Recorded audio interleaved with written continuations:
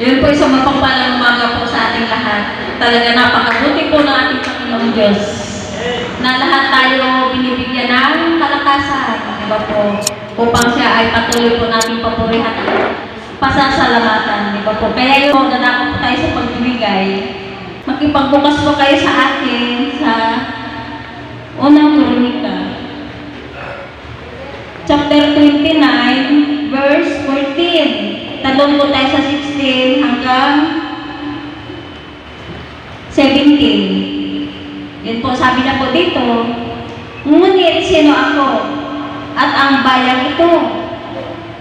Buong puso kami nagkakaloob sapagkat ang lahat ng ito ay galing sa inyo at ibinabalik lamang namin.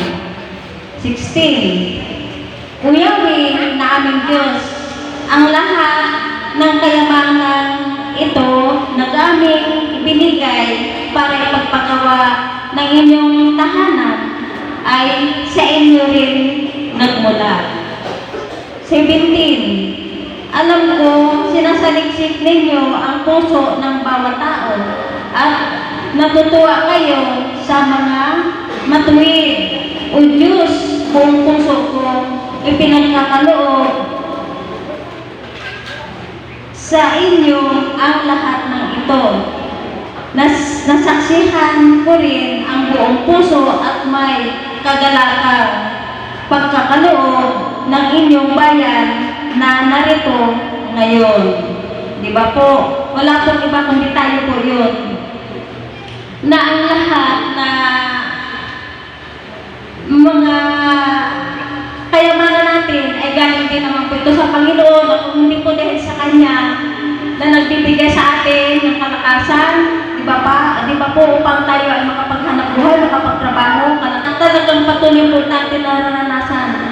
Upang ito po, ano man po ang mga dumarating sa atin, mga blessing, ito po ay lagi po may bahagi ang ating Panginoon dahil sa Kanya din naman po ito nang galing. Di ba po, napapansin niyo po ba sa mga trabaho, sa mga negosyo, di ba po, na talagang ang Diyos talaga ang nagpapasagana sa inyo at nagbibigay sa inyo ng kalakasan upang magpatuloy mga negosyo na patuloy ng pagpapalain. Di ba? Kaya alam niyo po, sa ating mga buhay, bawat mga dumarating sa ating mga pagpapala at mga blessing, lagi po natin alalahanin ang ating Panginoon. Siya po ang nagbibigay sa atin ng lahat ng ito at ibinabalik lamang po natin sa Kanya. Di ba po, na kung ano pong mayroon sa atin na pinagkaloob ng Diyos, hindi po natin dapat nakalimutan ng Panginoon dahil sa Kanya po ito nang galing. Di ba po, sa Kanya po ito nang bumula.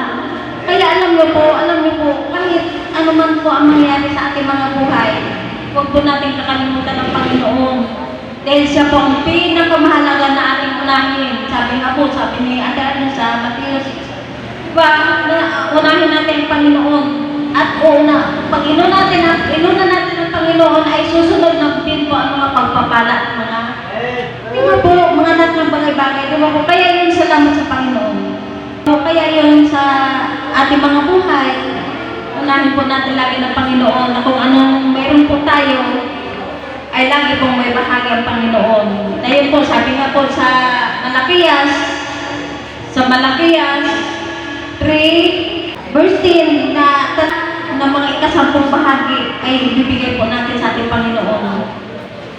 Kaya yun, salamat po sa ating Panginoon sa Kanyang salita, banal na salita na ito po ay patuloy po sa ating pinapaunawa. Kaya yun, maging sa ating mga pastora, di ba po, makipagbukas po kayo sa akin sa pangalawang Kronika 31 verse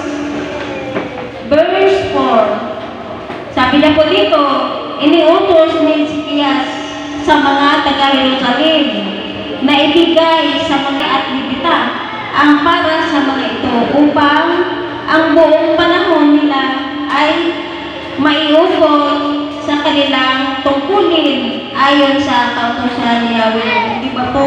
Kaya dapat din naman natin bahagi na ng ating mga pastora dahil siya po ay ating tagapanguna na mahusay. Sabi nga po sa Galatia 6 verse 6 na ano man po ang mayroon sa atin ay patuloy po natin bahagi na ating mga pastora kasi siya po wala pong ginawa kundi mag-aral ng salita ng ating Panginoon upang ito man din po ay maipakain niya sa atin at maipangaral po sa atin. Di ba po? Kaya alam niyo po, ang ating mga pastora, may trabaho po yan, pero alam niyo po, pinili niya po ang maglingkod sa Panginoon at tayo ay patuloy na pagnahan. Di ba po? Ang kanyang iglesia, di ba po? Kaya yun, maraming salamat sa salita ng Panginoon.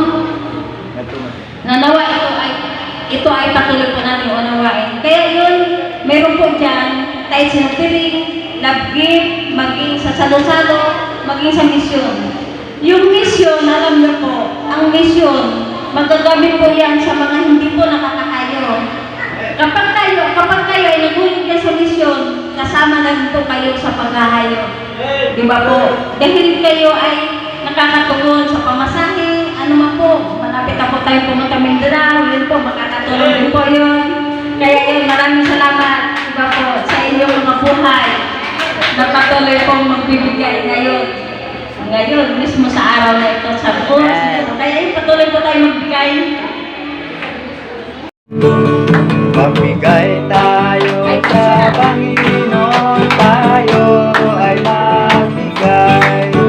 Magbigay tayo sa Panginoon, tayo ay magbigay. Ibabalik, siksik, iglig at umaapaw. Ibabalik, siksik, iglig at umaapaw. Magbigay tayo sa Panginoon, tayo ay magbigay. Magbigay tayo sa Panginoon, tayo ay magbigay. Magbigay tayo sa Panginoon, tayo ay magbigay. Ibabalik, siksik, iglig at umaapaw. Ibabalik, siksik, iglig at umaapaw. Magbigay tayo sa Panginoon, tayo ay magbigay.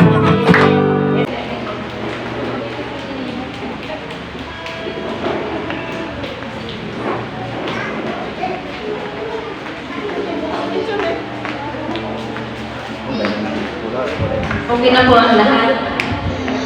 Sige po, patuloy po natin i-extend ang ating mga kamay. Jesus, Amang Diyos, Amang Banal, sa pangalan ni Jesus. Ama, muli naman po kami, Amang Banal, papasalamat sa ating mga kapatid, Lord, na nagpatuloy na nagbibigay ng tapat sa iyo, Diyos. Salamat po, Diyos, sa kanilang mga buhay. Jesus, patuloy mo po sila, Amang Banal, po palain, maging kanilang mga negosyo kung mayroon man, Jesus.